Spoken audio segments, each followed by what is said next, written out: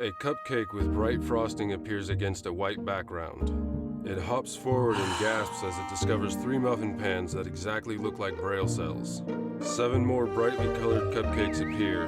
At the whistled command of the original cupcake, hop into the various muffin holes to form the braille letters TBK. The muffin tins are replaced by the Blind Kitchen logo, green braille letters TBK on a white background. Fade to black. Welcome to the Blind Kitchen, where you'll learn to fall in love with cooking again.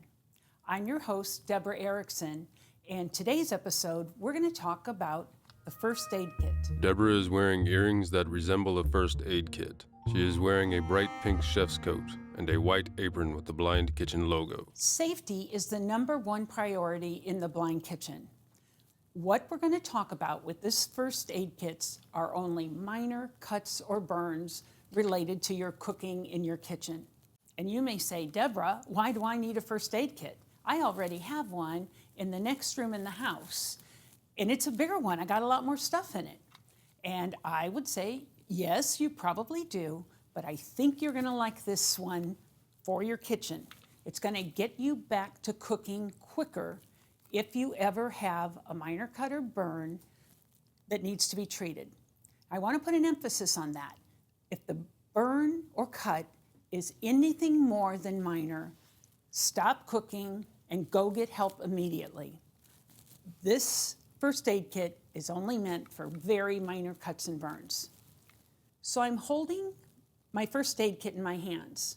You will recognize several of the items in here. It has band-aids, it has antibiotic ointment, but there's something in here you might have never seen before, and it is called a finger cot. C-O-T. And it feels like a lot like a very small balloon, but it actually has a very powerful place in your kitchen first aid kit. Let's say I cut my finger in the kitchen and it starts to bleed a little bit. If I go and clean it up, put a Band-Aid on it, and then I go back to cooking, if that Band-Aid gets wet, chances are it's going to slip off. Additionally, if that Band-Aid gets wet, my finger may start to bleed again, and I would have no idea I was bleeding.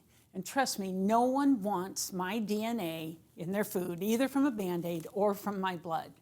So the extra step I'll take with this object in my first aid kit, this little rubber one, and so when I get that clean Band-Aid on my dry finger, the extra step I'm going to take is to put this finger cot over the top of my finger.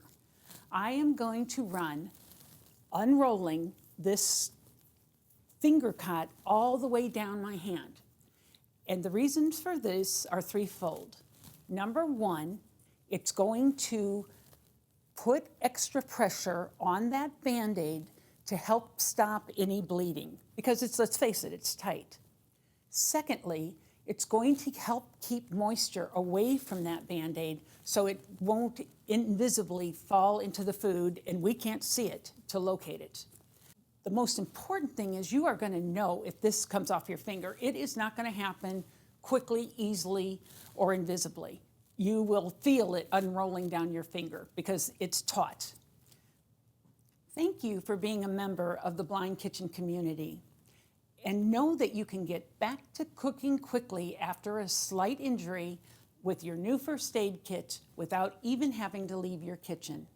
And in the meantime, happy and safe cooking. Fade to black. The Blind Kitchen logo appears. Fade to black. Neo Creative Productions logo appears. The logo fades to black.